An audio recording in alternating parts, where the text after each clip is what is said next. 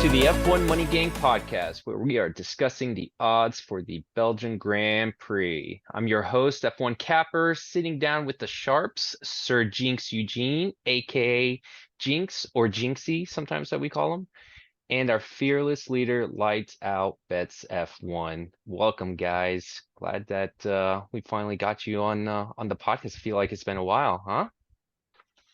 Yeah, man, it's good to be back. Got the B squad up to bat today. The B squad. Oh man, that's not true. We got, it's just like hockey. You got your top two lines. We need both. So you guys are line one or two. It doesn't matter. Yeah, Jinx, what's going on, dude? Not much. Kind of down a couple weeks. I was gonna come back on last week on I think was here Austria or skipped Austria, but Austria was the first week that I lost money.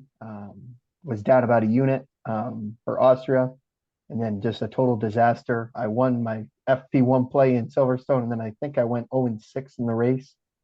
So I was down like 12 units. So that put me below 100 units for the year. Had a Below decent 100 units. Yeah, I had a decent race weekend last week. Was up close to about 4 units total. Doing the math though, just my kryptonite this year is fading George Russell. I took him no Yeah. top 8 and I lost 5 units on that. And then I had 2.5 units fading him with signs. So that's just my kryptonite this year is fading George Russell. Or if I bet on him, whenever I bet on him, like either good or bad, like I play him or I fade him, just always a loss. And then I got my weekly Leclerc loss in too. I Yep. played him over Norris. I Yep. think I went 8-4 over the weekend. In the race, I went 7-4. So But positive. You still yeah, got I mean, positive. yeah, I That's mean, isn't that the yeah, like yeah, I you mean, like I can't know go I'm in, broke booking profits is what yeah, I I mean, say. I'm up about like 105 units on the year. Yep. 40 of That's that a is big one. hitting the Leclerc pole, but still, I mean, that's plus 65 Hey, units. And I'm I mean, just the overall record, too, is doing really good. And I'm at 78-51. So that is good for about, I think, 60%, right? Let me just, Well, let me tell you this. It's definitely really, I think you're the top yeah, I'm at performing in 60, terms, 60.5%. So, I mean, I'm hitting it in the units and I'm hitting it in the consistency ball game. yeah, top And I mean, the if you I guys were think that's here a last year, we've been doing the pod for about a year. Just had to change up a lot of stuff. Silverstone kind of went back to the old ways, bet some Haas, bet some Yuki Tsunoda. And that's just a losing recipe. yeah, yeah. Well, it is the top units of the F1 Money Gang. But you know what? We move on. We got one more race before what, 3 weeks off. But before we get started, I do want to give a shout out to Underdog Fantasy, one of our partners. Again, we have a promo code F1 Money Gang, 100% deposit match if you use the link or just the promo code F1 Money Gang. Also, quick shout out to our partners FanAmp, where basically it's the one-stop shop app for everything, all things F1. We are in there. F1 Money Gang is the one and only betting pick'ems and sites in there. And then lastly, Grid Rivals. Thank you to those guys. They have one of the best motorsports fantasy apps out on on the planet. So, yeah. So Belgium Grand Prix, Spa, man, one of my favorite tracks. Probably say that a million times. You got the C2, C3, C4 compound, long track. This one's going to be tough. We've been scouring the weather reports, and it's looking like there's going to be some rain. We don't know when. Some are saying there's no rain on Friday during the practice session and quali. But it looks like rain is going to be a factor. Low downforce track that can change, especially if you have rain, because that might throw a wrench into how these cars get set up. And then, yes, I should say this is a sprint weekend, probably the most important information on for this whole thing, which is, so you have Friday, only one free practice session, then the qualifying right after, which is to set the grid for Sunday. Then Saturday is a sprint shootout, which is going to set the grid for the sprint race right after, a couple hours after. So just in case you weren't aware for the format. So let's go ahead and just dive into it. So Lights, man, it's been a while, man. What's on your mind for this weekend? Yeah, it's good to be back, man. As you were talking, I was just thinking about how it's pretty clear, like between the new Pirelli tires midway through the season, experimenting different qualifying formats on the hard, medium, soft, and then throwing in a sprint the following weekend. It just seems clear that F1 as a brand is prioritizing changing it up and getting some different outcomes. They clearly don't want to see just, Red Bull followed by Mercedes, followed by Ferrari. They want to see a change up in the back of the grid and it's just becoming a very much an entertainment brand as opposed to letting the engineers sit down and dial in on solid data, and we're starting to see that as bettors too. We need to be adjustable and flexible. The things we are seeing trends on, things like the prize picks pit stops, we're starting to find good success there. Went 6 of 7 last weekend. The overs went 12 of 6. That went exactly as predicted. We've seen trends like that play out all season long, and that is one thing that seems to be consistent. There's always going to be a race and there's always going to be a pit stop. So I'll start there. You mentioned the underdog fantasy sign up bonus. So usually prize picks and underdog come out with their player lines. Like, tomorrow or Thursday, prize picks will roll out a couple. And then usually on Friday, underdog will start to roll some out after they have FP1 data. But in the meantime, the 3 prize picks first pit stops we like so far are Leclerc over 2.45 seconds, Norris under 2.6, and Hamilton over 2.8 seconds. Those are ranked in order of how much I like them. Just based on the trend, we're seeing that the overs are hitting roughly 67% of the time. I like to give out the over plays in a similar ratio. So you got 2 overs and 1 under there. We'll hopefully, ride the fire. We'll probably do for some variants on that one, but 6 of 7 last week. So if you mix and match those properly, have some other sports you want to pair them with, you should be in the profit. Nice. Yeah. The pit stops were actually really crazy. And I do want to just make a quick comment on that. Yes, the variables have been absolutely wild every weekend. It seems like we have to factor something new, like last week with the tires shifting. You mentioned the Pirelli tires introduction after Silverstone. And I did make a comment on that on Twitter saying like the last race was one of the hardest races for me to just figure out. It was hard. It was super hard. And it just seems like that this season, it's been one of the probably more complex seasons I've had with this because of those variables. You have sprint, the changing of the quali formats and all that fun stuff. So yeah, definitely harder, but that's why we're here, right? Like you said, we adapt and we move, and we've still been profitable. So yeah. All right. Jinx, man, I know you got some plays. What's Yeah, going on? nothing for the race. Um, just so much can happen with the sprint format. We've seen it. I mean, not so much this year. I don't think we had anything at Baku. Austria was pretty clean. I know Norris slid down the grid, but he didn't have any damage. So we're just going with some practice plays. I have 2 posted right now. Um, and the first one is, we've had 11 races, but technically we've only had 10 free practice ones, unless you want to count Canada, where, I think the most was done was 2 laps before the power went out. So this is 8-2 in the 10 FPs. And really, it's, if you look deep into it, it's undefeated. It lost last week, and then it lost at Miami, but it's Fernando Alonso over George Russell. It's at -105 on BWin or MGM. And the 2 times it's lost, Russell has won the free practice, and he won the free practice because he was one of the last cars out. So, Alonso's been having the faster car in free practice 1. Their car has, declined in performance, but free practice 1's still, a test session. And more so this year, Russell has been, using that as a test session. His free practice result on the season is a 9.2, and Alonso is a 4.7. So I mean that's a 4.5 point average that we're getting better, and they're pricing it at a -105. When I know it was at Silverstone, and I believe it was -120, maybe it might have been -135. But definitely some value on Alonso there. It's free practice 1. Definitely wouldn't bet it in the race. But just, it seems like Alonso knows what he wants right out of the box. The car's coming more set up. And George, a lot of times we haven't even seen Mercedes run soft tires in FP1. Now this is a little bit different. We're having sprint, but hopefully that hits. Yeah, no, you're definitely right. Like that trend Mercedes likes to do their like high fuel load test throughout, and then sometimes they'll just go out, slap the softs, and Alonso is just basically topping Russell most of the time, if Yeah, and and I Hamilton. believe, I Yeah. know it was Baku, but I believe it was same deal at Austria. Russell was in Also, the bottom 5. Also, Aston is going to bring an upgrade. I don't know how much to read into it. There's also been like a lot of talk about the new Pirelli tires and whatnot, and how that's really drastically impacted Aston Martin. I know it's benefited and hurt some teams, so we do know that. But I think as we get through the season, they're gonna adapt. So hopefully this is the time they adapt. But hey, that's a free money Friday pick right there. Boom, there was one.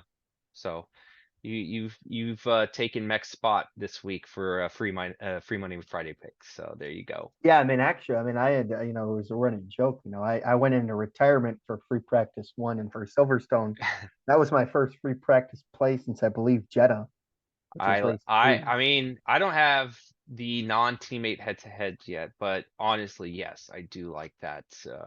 If I can get it at -105 even, yeah, I'll totally jump on that. All right, so for me, this has been tough. But the number, I've been just stuck on this the entire week. It just makes sense, but it's painful for me to say this. It's a Ferrari bet. It is both Ferrari's top 10. Right now I think it's at like -165 on Bovada. It's just that everyone is basically said McLaren, they're better, second best team. Books are adjusting to it. Ferrari just underperforming. They're doing bad. We all know how that story goes with them. Just strategy, teams, just everything, just chaos. However, for a top 10 bet, you're giving me -165. That is actually pretty good. And here's some stats, I mean, to kind of back that up. I think it is Carlos Sainz has had only one classification below 10th spot. I think that was Australia. And that was after a penalty too. Like I think he had the penalty which brought him back down. So he technically has been in the top 10 the entire season. And then for Charles Leclerc, he did have 2 retirements early in the season. So if you remove those, you can't really predict retirements, but remove that out of the way. He's only had one race where he was outside the top 10. He was 11th place in Spain, which he did drive like a donkey. So I hate betting Ferrari. I really do. It's hard to bet them, but that number was too good. The market, basically buy low situation on Ferrari here. They should do fine. This is a track that like they should get in the top 10. There's no reason why both of them should not be in the top 10. So Yeah, a mean performance, an average performance from both those drivers, you should be in that's the all you money. need. That's all you need. And they've shown it on their stats. So I expect that they will get there. So yeah, and I hate to do it this early, but that was the one that really jumped out on me. Before we get on to some other plays, I did want to call out a few that were being bet. So I do want to shout out to Mac. He did place a bet today. Winning margin 20+ seconds at +125. Yeah, he thinks that the margin is going to be 20+ seconds for the race, and probably for good reason. Red Bull and Max are in a rocket ship. So and then our one and only Renegade, he has a sprint bet. Is it sprint? Yeah, it is sprint. Double podium Red Bull, even money, 1 unit. So you got a couple more plays there from our panel. There's a lot more actually. I could go through the list, but get into Discord, you'll be able to see everyone's picks as they're being placed. So yeah. Well, let's go back around. So Lights, what else is on your mind for Belgium? While you're on the topic of Discord, I can't underscore enough how important it is to download Discord, get your username set up, and get into our F1 Money Gang Discord, because it's just invaluable.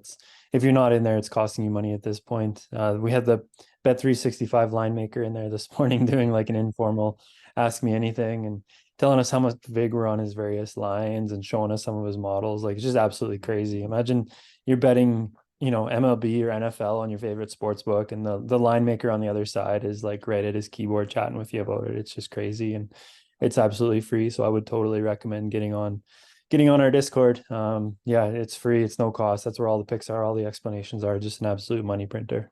So the, just as I continue to like suck this guy off, I'll just keep talking about that 365. But one approach that I'm toying with is more of a top-down approach. So you find like a true north that has odds that you trust, and you say these are the best odds. This guy's a really solid model. And then you kind of shop around based on that and compare odds against his. So that's what I've been experimenting with Bet365. Usually what happens is he rolls his lines out early because he's sharp. He feels relatively confident in them. Various sharp bettors, a lot of them in our Discord will bet his early stuff, and then that'll move his line. He'll just kind of follow the money, and then he'll adjust them. But in the meantime, probably dozens and dozens of copycat books in various states and countries have logged in Monday morning to Bet365's F1 lines, the fresh original ones, and just straight up copy and pasted those. And they forget, they're slow. They forget to check again and update the lines based on when he sharpened them. So between the line maker and the sharp betters, you get to the true number. And usually there's a lot of slow books out there that, the odds are way off compared to what's probably close to the true number. So one in particular that stood out to me was Ocon over Gasly in FP1. That's a trend we saw pop up right away. Those two are absolutely weird when it comes to free practice. In FP1, Ocon has beat Gasly 5 out of the last 5, and then in FP2, Gasly has beaten Ocon 5 out of the last 5. It's just extremely weird. But anyways, Ocon is priced up to -150 elsewhere, including Bet365. So if you take out the VIG, the percentage, margin fair that the book takes, the true odds are somewhere around 130. So at -121, you get a bit of a free roll there, a VIG free roll. And yeah, see if your country or state allows books. My books that have it, Bet99 and Betstro. You can go on betstamp.app/F1 Moneygang. The one is the number one, and sort by your state or your country, and it'll show you exactly what books are available. You click on those to sign up for them and get going on some various F1 bets on some secondary books, and help support our show as well. Man, it was actually pretty awesome seeing Bet365, or I'm sorry, betting F1. He was just giving us everything, like talking about it and pretty open about it. And yes, Bovada is the one that copies them, actually. So And one of many. One of many, yeah. And that Ocon bet, that's the first one I typically like to go to for the free practice to see what are they pricing it at, and they have it out that -150. They definitely have it there. So we'll see if it adjusts. Yeah, good intel. Jinx, what's your second play or your Just sticking leans? with practice. Going with the trends. Going with Carlos Sainz over Oscar Piastri. I know all the hype is That's a on good one. McLaren, but once again, we're going to the trends. Sainz season 7.8, Piastri season 11.5. So we're getting about 3.5. But it's a sprint weekend. You look back at Austria and you look back at Baku, and the Ferraris are really strong in practice and qualifying. This is a more high speed track. I know a lot of people are saying, the high speed and medium speed corners are going to help the Ferrari or help the McLaren. But I mean, who knows all testing wise. I just feel like the Ferrari is going to come out of the box. And I mean, we all know the McLaren still doesn't really have that top lane speed. So I expect them to struggle in sector 1, going up through the DRS hill. So I mean, just one unit play. That's out -120, still on MGM and B win. Nice. Yeah, I do like that. I mean, I just think everyone is just putting Ferrari in the shitter for good reason, I guess. But they're not like that bad to where I mean, Carlos Sainz, you see him and like Leclerc was trying to top the sheets every free practice. So definitely do dig that. I am interested to see how McLaren is going to perform this weekend. I know we got to see it on 2 different tracks, from Silverstone, like more high speed turns and whatnot, to a much lower speed track in Hungary, and they look perfect in those 2. So I am interested to see, is that like really legit, because now this track, Spa, it gives you everything. It's going to give you high speed, it's going to give you fast cornering, it gives you some slow corners as well, a couple slow corners, and I feel like this is a real true test to a car is this weekend. So it should be good. You know what, guys? I honestly do not have a true second pick. I've been noodling all over lines. I also don't have access to a lot of lines, even though I've been surfing like MGM and DK. I would just say the one that's kind of popping up in my eyes right now, and I'm still afraid to take it. I do want to kind of see how the weather plays as well. Over the classified, over 17.5 for the race. It's right now priced at -115.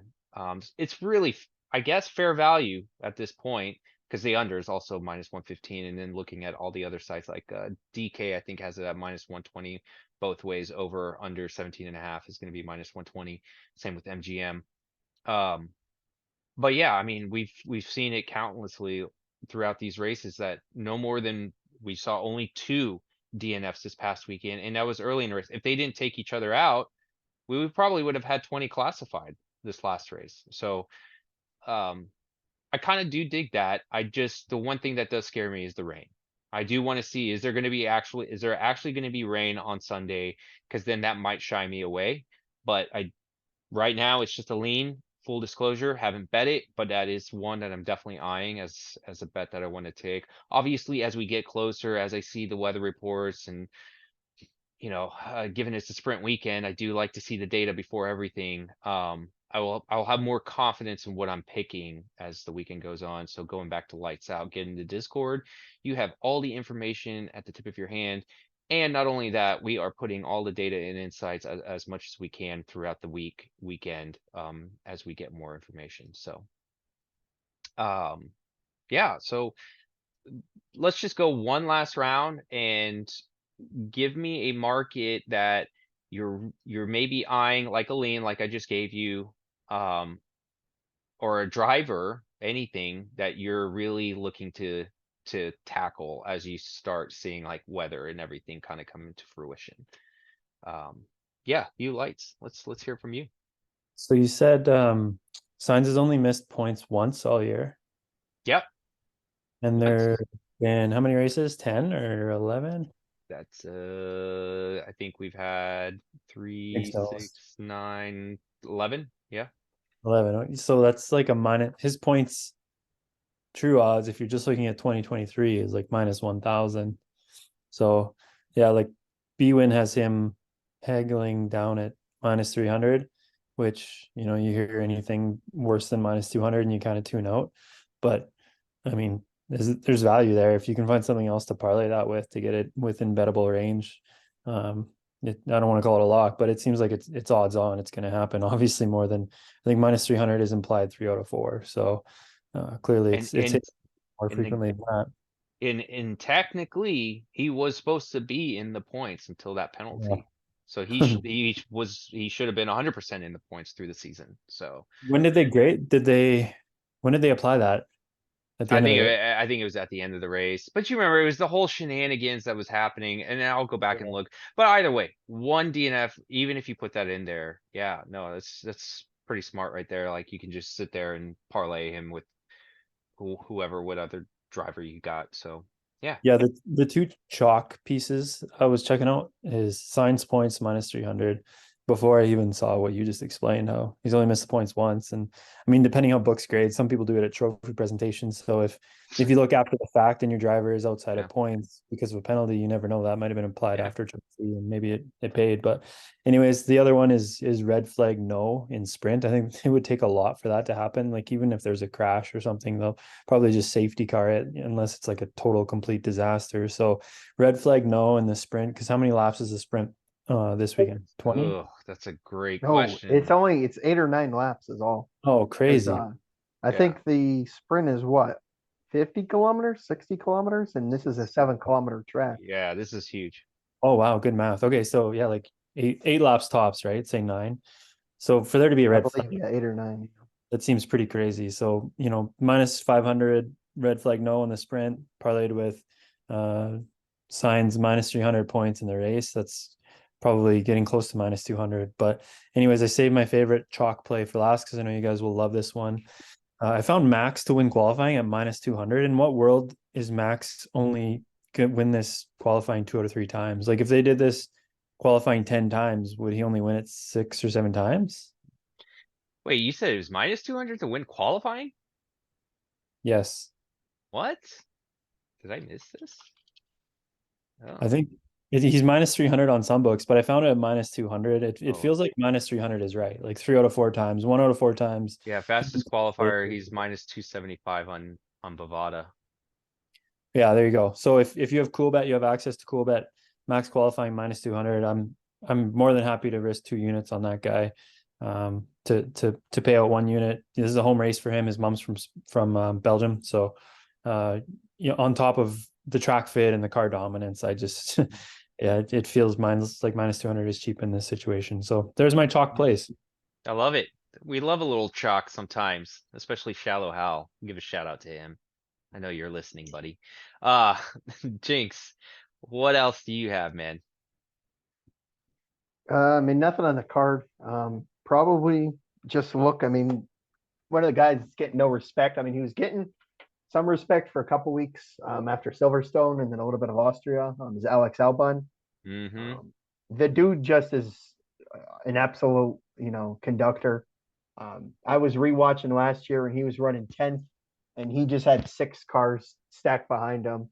And this year, the Williams is actually decent, probably like 6th, 7th best car based on the weekend. With that, I mean, it's like a joke. We're like, nobody can pass Albon. So, I Yeah. mean, depending, I mean, maybe if he has like a rough qualifying, if he's 13th, 14th, he'll definitely be probably 150 to, 2 to 1 for points. So maybe that is an option. But I mean, really just sit back and watch, Yeah, no, a lot's he's gonna change from now till after the sprint. So he's taken a page out of the book of how to drive a bus from Alonso. That's what he's been doing. yeah, No but I mean, one it's just no that, one I can mean, pass him. yeah, I mean, he's good at parking the bus, but Yeah, also that car is so fast in a straight line. Like even like we've seen when Perez is, try and pass him, like at Silverstone, it took him 3 to 4 laps to try and pass for him sure. versus everyone else. That Williams is just so fast in a straight line, For sure. and I mean, unless you're Red Bull and can just get rid of that turbulent air in the DRS, you're not passing him. For sure. So, that would be a guy to look at. I mean, I'm not saying slam, but Well, and they've also the books have adjusted to it too. Like they yeah, know they're sharp this year. They are definitely adjusting more than before, for but you sure. can get some favorable. I mean, last week he was matched versus Ricardo, and he was like a Mhm. minus 120. And that's at a track that really doesn't favor the Williams. But I mean, yeah, just sit back, see what happens. I mean, the only thing really I would play is it's a little bit of juice, but Hulkenberg over Magnussen, it's at minus 167 on For the race. Canby. Yeah, for the Okay. race. Okay. I know we all took that last week at minus 130. I just don't feel comfortable laying that much juice on a Haas, in a weekend where we'll have a sprint qualifying, we'll have a regular qualifying, and we'll have a sprint. That's just too many ways for that Haas to go up in smoke. But last week it went to minus 400. So that's the risk when you're betting on those bad teams. Yeah. But yeah, just got That's those 2 practice plays. I'll have stuff up, late Saturday night, early Sunday morning for the race. But just don't want to get trapped. Put something in now and then someone crashes at a qualifying or crashes in the sprint, and then you're toast. Yep. Yeah, no, definitely. I will be staying away from Haas. As tempting as it's been, it's just been my motto. I just stay away from them. But yeah, no, I if you're gonna pick someone, it's definitely Hulk over Mag. Mag is definitely the one of the worst on the grid. I guess Nick is no longer there. Is he the worst? Probably. But yeah, anyways, before we start wrapping up, I again, I'm gonna always be looking at the head-to-head. I do want to see some non-teammate head-to-head before I place any FP1s. I'll just give out a few insights before you do make any bets. So only one free practice session. This means that all the teams are gonna have to get their car set up in just 1 hour. So don't expect this to be like your typical FP1s in the past. This is gonna be one where they're gonna maybe try few things early on and then do quali sims and all that. So treat it like that. So yeah, again, going back to like the Ocon Gasly, maybe if Gasly is actually outperforming Ocon, maybe he's the one that you you want to tackle. Not saying take it, but second thing is the qualifying sessions. Pay attention to the tires. Obviously, pay attention to the weather. So when you see FP, see like how are they doing on these compounds. That's going to definitely play critical role, especially after seeing the past 2 races and how some of these teams have been struggling. Lastly, we did talk about upgrades. I am very curious to see what Alpine actually brings this weekend. They're talking about upgrades. There's been rumors out there that they are just gonna bin it this weekend. They're gonna suck. However, they are bringing a new floor to complement the new wing that they brought last week.